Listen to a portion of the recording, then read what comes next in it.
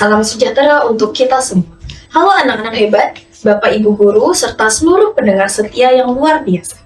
Selamat datang di podcast terbaru kebanggaan sekolah kita, yaitu podcast Tingkap Sekolah dengan tagline Sembang Santai Bebuang Bakat.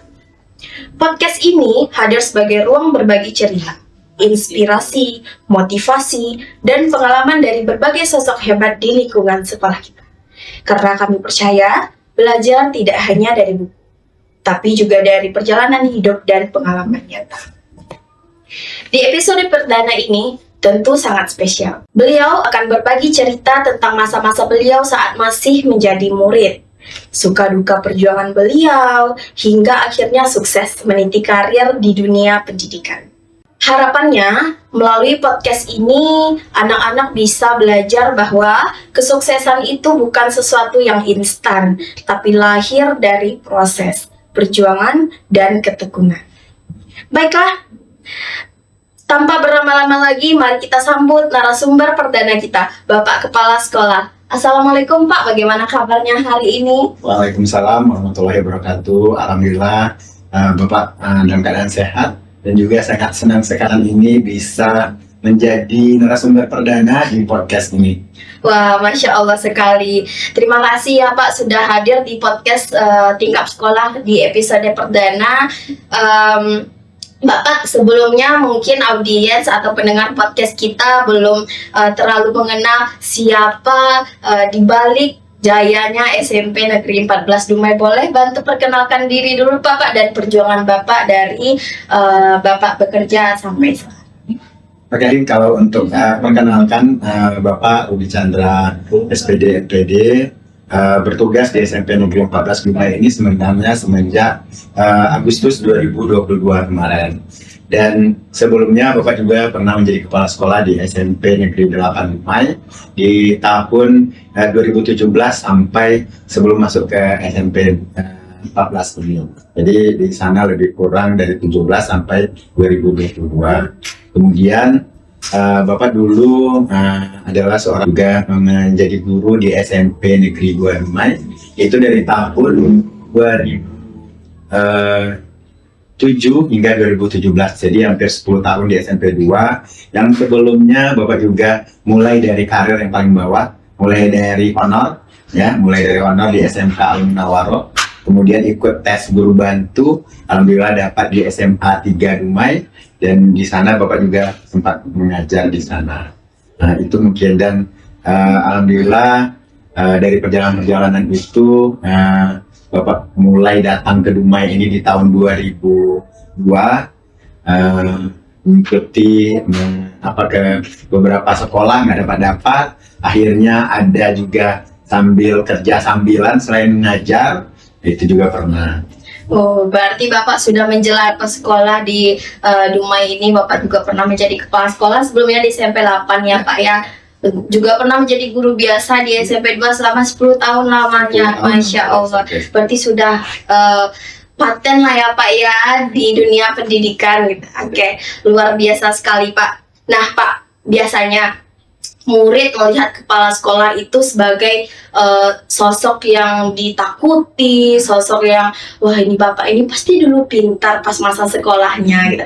Boleh nggak Pak kasih podcast kita bagaimana perjalanan, kan kita kepala sekolah juga pernah menjadi murid kan Pak ya? Sebelum duduk di SMP 14 dulu juga pernah jadi murid kan Pak ya? Boleh nggak Pak nanti biasanya kan murid melihat kepala sekolah itu sudah sangat sukses, dan mungkin mereka berpikir bahwa perjalanan Bapak pasti selalu mudah. Mudah nih jalan Bapak, punya privilege sehingga Bapak bisa menjadi kepala sekolah gitu ya Pak ya. Kalau boleh tahu Pak, seperti apa dulu Bapak pas masih menjadi murid? Apakah termasuk murid yang sangat rajin? Atau Bapak punya cerita-cerita menarik di balik sosok Rudi Chandra yang sekarang menjadi kepala sekolah? Baik, kalau Bapak bercerita, Bapak seorang murid juga dulu pastinya, dari kampung kecil. Bapak dari nagari kecil, di salah satu nagari kecil di Sumatera Barat itu, yaitu di Tanjung Barulang. Di sana Bapak menghabiskan masa kecil Bapak di sana. Bapak SD di sana. Bapak nggak tamat TK. Bapak nggak tamat TK tapi tamat SD gitu ya. Artinya nggak pernah masuk sekolah TK Oh, gitu. nggak pernah TK berarti Nggak pernah TK. langsung masuk ke kelas Langsung 1 masuk ya. ke kelas 1 gitu. Jadi di sana Bapak sekolah dulu kalau dulu nama sekolahnya adalah SD 2 Tanjung Barula. Bapak sekolah di sana, walaupun Bapak tidak ikut TK, beberapa teman-teman Bapak itu kan mereka tamatan TK, mereka sudah bisa baca, mereka sudah bisa yang lain-lainnya, tapi mungkin karena motivasi belajar, pengen sekolah itu tinggi, artinya karena Bapak juga salah satu murid yang awalnya ditolak diterima di sekolah. Kenapa? Bapak punya saudara sepupu Bapak ini lahirnya September 78. Sementara Bapak sama Mak Tuwo, kami manggilnya Mak Tuwo, sama Mak Tuwo pergi daftar ke sekolah, dia bawa anak sepupu Bapak ini. Terus di sekolah, ini lahirnya 79, nggak bisa diterima. Berarti diterima sepupu Bapak lah ya, Pak ya. Sepupu Bapak diterima gitu kan. Kemudian Bapak tetap pengen sekolah, ngerengek sama mama, di pulangnya ngerengek sama mama, besoknya diantarlah sama mama untuk daftar sekolah. Dan di sana ya mungkin orang tua karena pengen anaknya pengen sekolah, ya udah dia bilang, Pak sebenarnya kemarin Mak Tuanya salah nih Pak, anak ini lahirnya 78 Pak. Nah gitu kan, anak ini lahirnya 78 Agustus 78. Akhirnya Bapak diterima di situ. Akhirnya diterima. Di situ sekolah di SD 6 tahun Bapak di SD SD 2 Tanjung Barula itu. Mungkin ya alhamdulillah memang lumayan memiliki prestasi. Oh iya Pak. Ya, artinya Bapak kalau kami waktu di SD itu masih sistem catur-ulan. Di catur-ulan 1 teman Bapak yang TK juara 1. Tapi alhamdulillah Bapak juara 2. Oh Bapak ya, masih 3 besar lah ya Pak ya. Di semester 2 masih seperti itu. Teman yang lain yang juara 3 naik ke juara 1 turun ke juara 3, dan Bapak tetap masih bisa bertahan di sana. Oh, berarti konsisten ya Pak. Berarti dari kecil tuh Bapak sudah menunjukkan sikap Insya konsisten Allah, lah ya ya, Pak. gitu. Jadi sampai setelah semester catur-ulan 3 itu alhamdulillah dapat juara 1, bisa mengalahkan anak-anak TK tadi. Wow. Gitu kan. Terus Bapak alhamdulillah saya di SD itu juara 1. Kemudian lanjut Bapak sekolah di SMP Tanjung Emas, waktu itu namanya SMP Standar di Kecamatan Tanjung Emas. Di sana memang karena persaingannya udah beda dari beberapa daerah, beberapa nagari gitu, yang bergabung menjadi satu. Di situ memang di awal ya pokoknya di 3 besar bertahan, dan pas di kelas 3 baru 1 ya juara 1-nya gitu ya. Kemudian lanjut Bapak pengen waktu kelas SD itu Bapak pengen jadi guru. Oh, dari SD Bapak udah mencita-citakan Cita-cita pertama pengen jadi guru. Kenapa? Karena guru itu hebat. Dia bisa tahu semuanya. Dia bisa pokoknya dia hebat lah, guru ini serba tahu, bisa ngajar orang gitu. Dia pintar gitu. Bapak pengen seperti itu. Namun di kelas 3 cita-cita jadi guru nggak ada lagi. Pengennya jadi dokter. Oh, Karena mungkin beda ini ya, lihat dokter ya kan dokter, pengen jadi dokter. Terus sudah tamat SD, lanjut SMP alhamdulillah berjalan lancar. Kalau untuk di organisasi atau di prestasi-prestasi lain mungkin Bapak lebih banyak di bidang seni. Bidang seni. Selain akademik, bidang seni, terutama seni tari. Oh, jadi Bapak dulu penari gitu Pak, atau punya bakat tari berarti Bapak? Di kampung Bapak itu ada namanya tradisi ya, kegiatan sanggar tradisi. Itu ada sanggar itu randai, ada tari piring. Kelas 2 SD itu menjadi penari piring di sanggar tersebut, atau kalau dulu nggak sanggar, ada kelompok randai yang memang melestarikan kebudayaan Minang ya Pak ya. Mulai di situ ikut-ikut sampai Bapak SMA, kebetulan di salah satu SMK 1 Batu Sangkar, masuknya itu namanya Semian Negeri Batu Sangkar. Ada perubahan nomenklatur menjadi SMK 1, ya nggak yang juara-juara satunya, tetapi ya, insya Allah masih bertahan. Kalau untuk suka dukanya Bapak di selama sekolah sampai ke SMA ini, memang kalau untuk bukan ini ya masalah kenakalan mungkin kayaknya mulus-mulus saja gitu ya, tapi masalah kenakalan mungkin karena memang nggak nakal juga. Bukan baik-baik saja tapi nakal aja gitu. Gak nakalnya maksudnya kalau di sekolah ya patuh sama guru, ikut peraturan, tapi mungkin ini rahasia sedikit gini. Bapak bukannya nggak patuh sama orang tua, tapi Bapak memang dari kecil itu bilang sama Bapak masih ingat sama Bapak tuh, karena dia misalnya nih marah, bantu ke sawah gini. Dan masa kecil Bapak juga termasuk tidak hanya sekolah, gembala, kalau bahasa kami kabalo Jawi. Oh, kabalo Jawi. Kalau di bahasa Melayunya, kalau kita Melayuin apa kabalo Jawi? Gembala sapi. Oh, menggembala sapi. Terus pulang sekolah itu kerjanya itu. Berarti Bapak punya ternak dulu lah ya Pak. Gitu kan. Jadi tapi kalau udah menggembala sapi Bapak masih mau karena masih jadi Bapak masih bisa belajar bawa buku, sapinya makan, Bapak ikut duduk, terus kan enak main-main sama kawan. Itu masih ingat main ayunan, kalau di pohon itu dipasang bambu, itu main ayunan gitu kan. Tetapi kalau sudah disuruh bawa ke sawah, kalau disuruh bawa pergi ke sawah, mencangkul, rumpur itu mulai nggak mau. Tetap sampai orang tua Bapak bilang gini, kamu ini nggak mau kerja seperti ini, apa akan hidup nanti bagaimana hidupnya? Pokoknya saya maunya nanti yang menjadi cangkul saya adalah pena. Itu tekad cangkul Bapak itu pena. Bapak nggak mau yang cangkul benar-benaran itu. Walaupun Bapak bukan dari keluarga yang mampu. Orang tua Bapak seorang petani biasa, petani biasa-biasa saja gitu ya. Dan inilah yang mungkin membuat motivasi Bapak harus merubah. Kemudian di SMK Bapak transportasi, kemudian selama di SMK ini memang banyak hal yang Bapak pelajari dan tak pernah Bapak kena panggil orang tua karena kenakalan. Sekalipun Pak tak pernah terpanggil orang tua karena kenakalan Pak. Di SMK baru kena panggil. Oh, di SMK Pak. Jadi gimana tuh Pak ceritanya? Kenapa bisa kena panggil di SMK? Kami cabut satu kelas. Kenapa Pak kok bisa cabut sampai satu kelas? Padahal Rudi Chandra pas masa kecil SD SMP-nya anak yang rajin, konsisten. Kenapa tiba-tiba di SMK langsung cabut satu kelas Pak? Di kelas dulu kan kelas 2, kelas 2 SMK.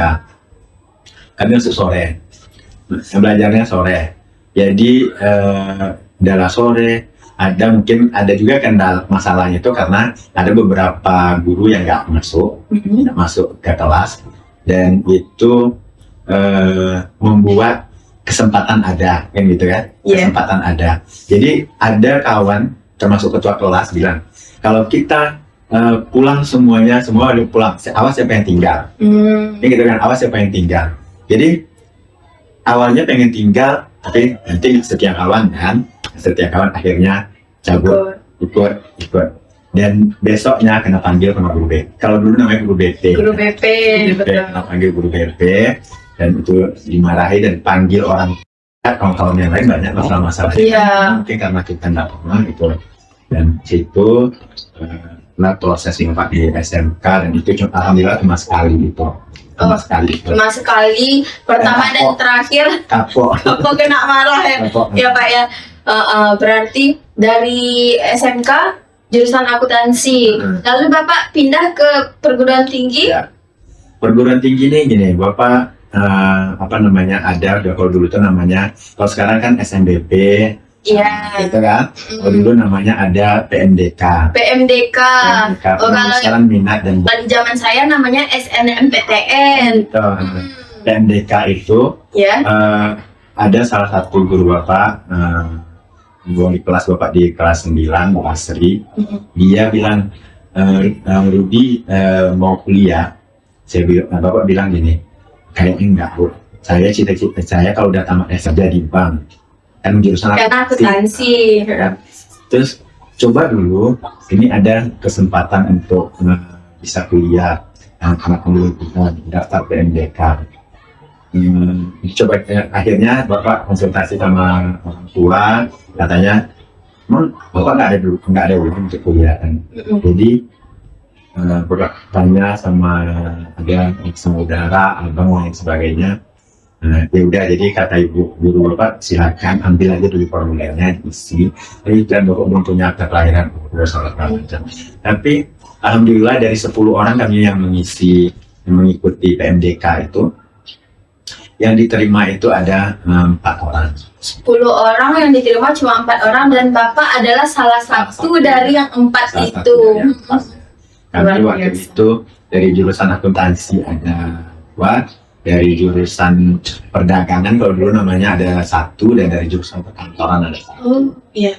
Bapak setelah ada jurusan pendidikan ekonomi, terus apa kata dia, abah ikutin buat kuliah. Oh, Terus adalah saudara-saudara yang lain, Pak Udo, yang lain sebagainya. Bapak diamkan saja. Jadi kebetulan ada sepupu bapak lain, Pak Udo bapak, dia bilang itu siapa lulus tuh, Pak ambil bapak ceritakan, dinasihati juga orang tua bapak. Kalau PT bisa dicari, gitu kan? Kalau uang itu bisa dicari, tapi kesempatan itu nggak akan datang 2 kali. Jadi singkat cerita, kayaknya nggak mungkin kuliah. karena ekonomi tadi ya Pak. Jadi, ya udahlah, kuburkanlah impian untuk kuliah, gitu kan? Jadi bapak pergi ke rumah ini. Dari Tanjung Panatra Barat datang ke kota Dumai. Pergi ke Dumai, pokoknya pergi ke Dumai, mau merantau, mau ngapain, nggak tahu, yang penting bapak pergi. Di rumah ini ada bapak KET. KET itu adik dari bapak. Dia guru juga. Terus dia tanya kenapa mau cari kerja atau apa, kuliah apa segala macam. Jadi bapak sampaikan ceritakan kejadian itu. Dia bilang kalau kayak gitu sayang kesempatan di sia-siakan.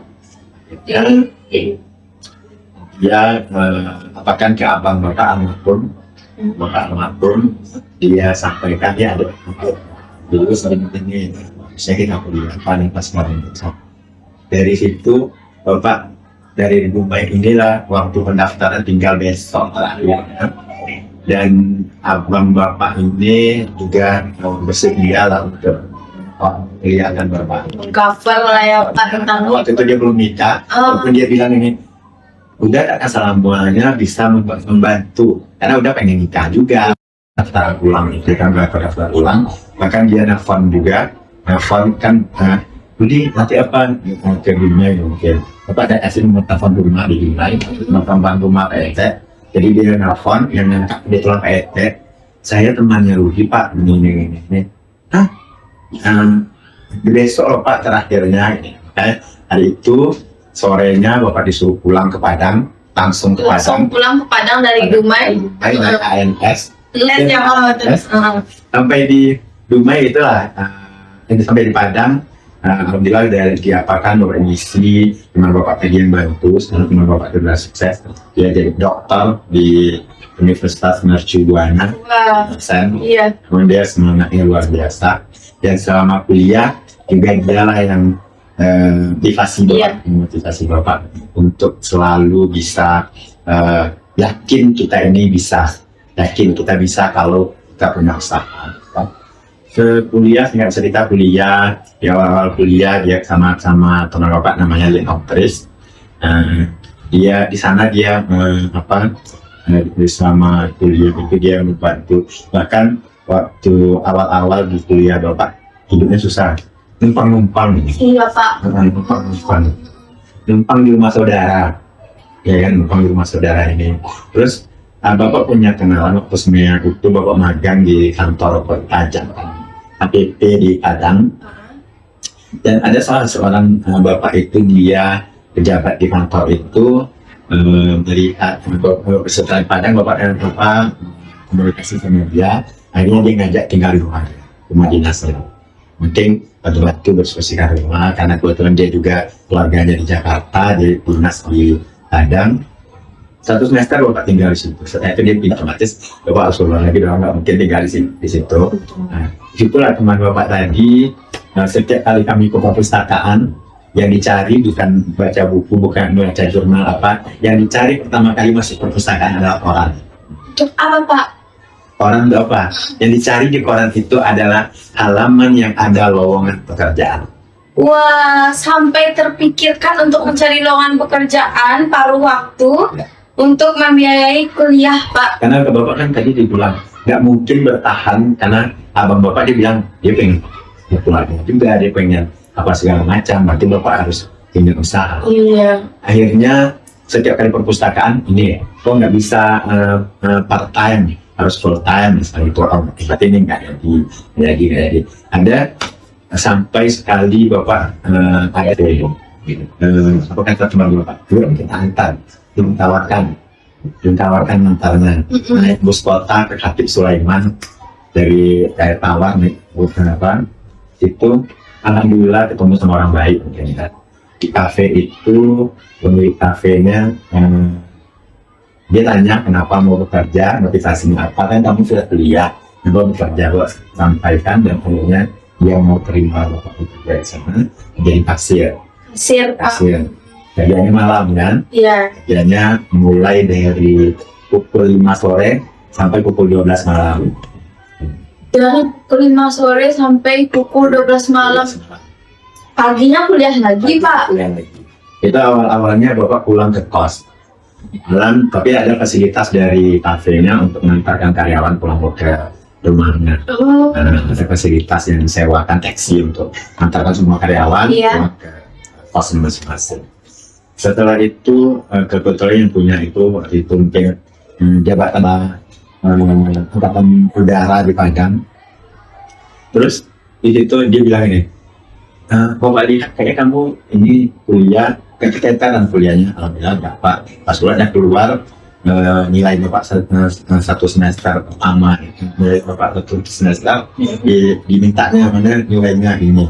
Mulai dari situ uang dia kafe yang bayarkan. Bayar artinya kayak beasiswa lah, Iya. dari kafe untuk bayar uang kuliah. Walaupun uang kuliahnya nggak terlalu banyak, tapi masa itu lumayan banyak gitu kan.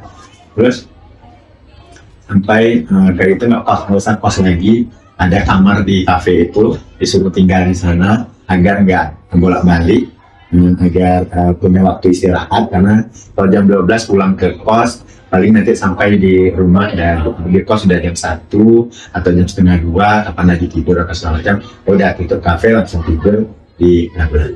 Itu bapak jalankan selama bapak kuliah. selama Bapak kuliah, Bapak bekerja sebagai kasir di kafe itu, dan memang kalau kita temukan kita dengan orang-orang baik ya Pak ya, berarti memang perjalanan itu penuh proses ya Pak, bukan sesuatu yang langsung ya Pak ya, banyak suka dukanya, pasti banyak air mata di dalam perjalanan itu ya Pak ya. Jadi Pak, kalau masa sekolah dulu, adakah Pak pengalaman yang paling berkesan atau mungkin yang paling sulit sampai sekarang Bapak lupakan gitu, atau yang masih terngiang-ngiang dan Bapak ingat-ingat, atau mungkin yang Bapak sesali kok saya tidak seperti itu dulu ya? Kalau Bapak yang tadi itu saja, Bapak pertama kali bermasalah dan langsung panggil orang tua, dan itu yang memang paling diingat. memang. Oh gitu, sangat menginspirasi sekali Pak yang Bapak ceritakan, mulai dari berasal dari sebuah nagari yang kecil di sudut Sumatera Barat, Nagari miskin. nagari Untuk miskin. Nagari miskin, nagari yang kata orang nagari itu kalau orang bilangnya gini, TJ Bleke. Apa itu TJB Leke Pak? Ini sangat apa ya Pak ya, sangat tidak familiar. Sumber air maksud itu kan kalau daerah lain kan ada sungai yang ya, jadi sawah-sawah kami di Tanjung Baru itu adalah sawah tanda hujan. Sawah tanda hujan. Kami aja dulu kalau mandi itu kalau orang bahasa dulu katanya ke Lubua itu jauh dari rumah. Berjalan kaki. Berapa menit Pak? 5 sampai 10 menit harus. Mendaki gunung. Mendaki gunung.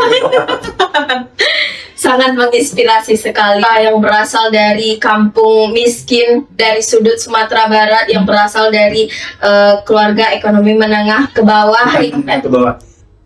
Keluarga bukan menengah ya, kalau menengah itu masih mendingan. Oh, masih mendingan. Berarti di bawah menengahnya gitu. di bawah menengah pula, tapi punya tekad yang luar biasa ya Pak ya. Lalu Pak, kapan Bapak mulai merasa bahwa dunia pendidikan ini adalah jalan hidup yang ingin Bapak pilih? Karena tadi kan cita-citanya mau jadi guru. Di kepala Rudi kecil ada guru itu sangat hebat. Karena bisa hafal semuanya, tahu semuanya gitu ya Pak.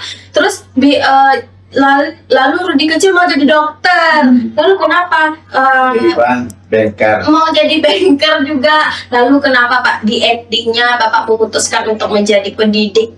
Kenapa? Dan sebenarnya cita-cita jadi kerja di bank itu nggak sirna begitu saja. Sampai sekarang masih ada Pak? Kalau sekarang udah mencintai pendidikan. Oh, sudah sangat mencintai profesinya. Itu di baru main itu kan ngajar nggak dapat. Daftar lamaran ke sekolah ini nggak ada panggilan, gitu. Jadi pernah Bapak ikut tes di salah satu bank BUMN. Itulah kendalanya. Nggak lolosnya di tes terakhir bahasa Inggris.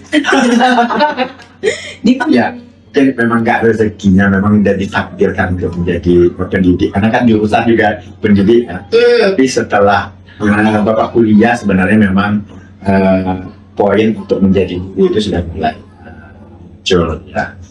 Kuliah mendalami dunia pendidikan 4 tahun masuk kuliah, mulai dari sana Bapak mulai mencintai profesi. Tapi di awal tamat kalau ada pekerjaan yang lain sebelum jadi guru maunya ya gitu. Maunya. Berarti dari guru ke dokter nggak mau lagi jadi guru, akhirnya tetap memilih menjadi guru. Berarti mungkin cita-cita awal. Balik lagi ke cita-cita awal, karena menurut Bapak mungkin pendidikan adalah sesuatu yang sangat krusial dalam hidupnya Pak ya sekali Pak. Nah Pak, sekarang Bapak kan sudah dari tahun 2022 di SMP 14 Duma ya Pak ya. Tentu sudah banyak sekali Bapak lihat bagaimana perkembangan dari sekolah ini. Dan sama-sama kita ketahui pendengar setia podcast Tingkap Sekolah kita stabil karena ada Bapak Rudi Chandra. Nah Bapak, mengapa sekolah kita harus menghadirkan podcast Tingkap Sekolah ini Pak? Apa tujuannya dan kenapa bisa lahir podcast Tingkap Sekolah ini Pak? Satu, kenapa lahir podcast Tingkap Sekolah ini juga salah satu hobi Bapak dulu. Hobi Bapak Dan profesi Bapak sebelumnya. Bapak pernah menjadi penyiar radio ya Pak ya? Pernah menjadi penyiar radio di salah tadi Bapak nggak dapat ada sekolah yang mau menerima Bapak, tapi ada radio yang mau menerima Bapak. Berarti Bapak memang berminat di bidang broadcasting lah ya Pak ya? Mungkin di bidang public speaking Bapak. Lagi yang jangan ini episode gitu kan. Tapi Bapak berharap ini butuh teamwork yang luar biasa agar podcast ini berjalan dengan baik. Tentu bagaimana teamwork dari podcast ini bisa saling bekerja sama untuk eksistensi dari podcast ini. Oke, siap Pak.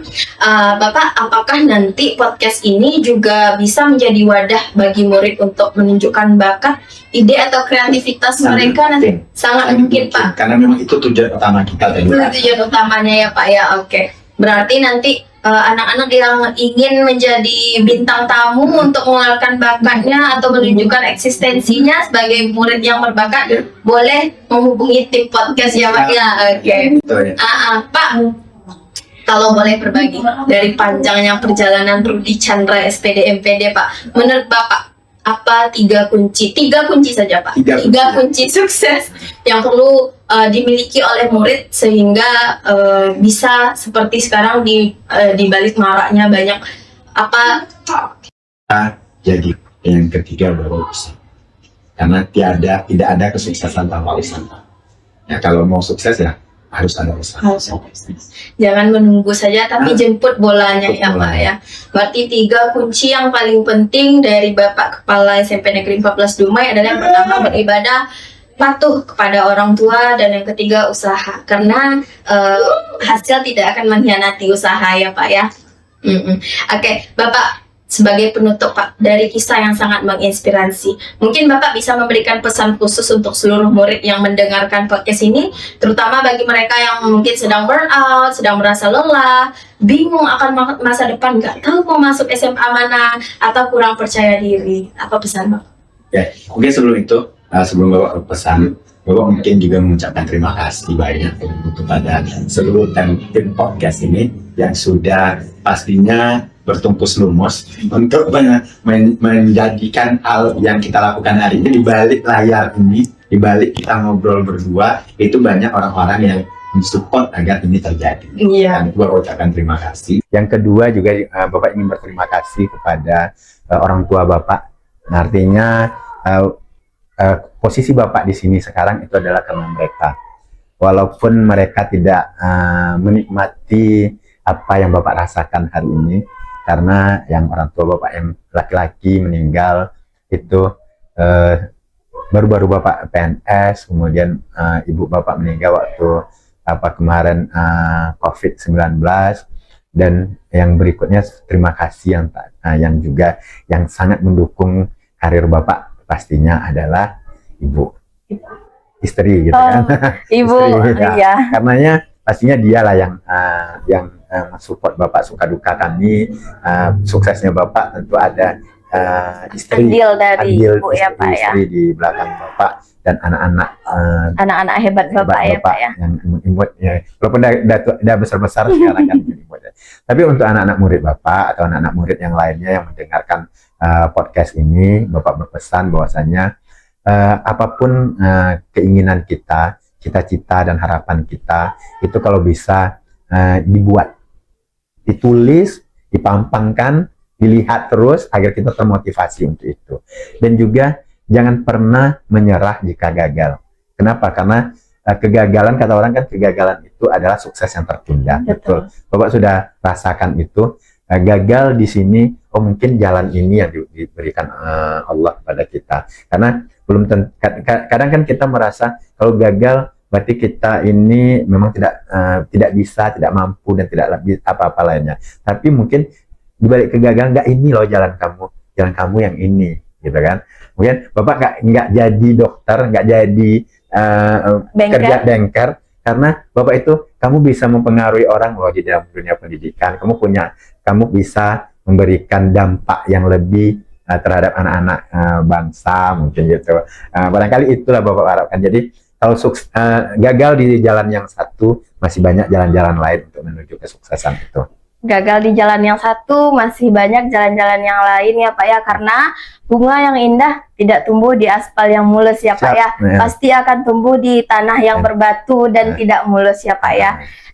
Masya Allah, luar biasa sekali Pak. Terima kasih banyak atas waktu Bapak, dan kami dari tim podcast juga mengucapkan terima kasih banyak atas support Bapak, dukungan penuh Bapak sehingga tingkap sekolah dan episode perdana ini bisa lahir. Semoga harapan kita untuk tingkap sekolah akan selalu aktif setiap minggunya. Semoga podcast ini menjadi jendela inspirasi, tempat berbagi cerita, dan ruang belajar yang menyenangkan untuk kita semua. Jangan lupa nantikan episode-episode menarik lainnya di podcast Tingkap Sekolah, Sembang Santai Bebual Bakan. Saya Nisa Fiasani mengucapkan terima kasih atas perhatiannya. Pendengar podcast Tingkap Sekolah ingin berbagi cerita untuk episode selanjutnya, jangan ragu untuk menyampaikan kepada guru-guru di sekolah ya. Sampai jumpa di podcast Tingkap Sekolah berikutnya.